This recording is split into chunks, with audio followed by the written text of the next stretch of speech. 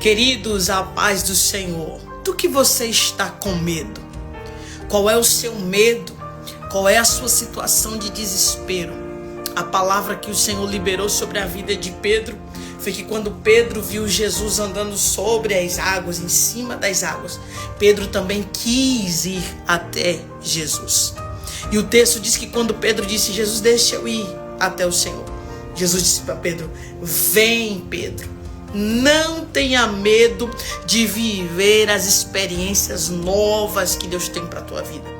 Pedro começou a afundar porque ele era ser humano, ele sentiu medo, mas o Senhor estendeu a mão e socorreu a Pedro. A palavra que eu tenho para você na noite de hoje, para o meu e para o seu coração, é essa: não tenhas medo. Jesus te toma pela tua mão e ele te sustenta.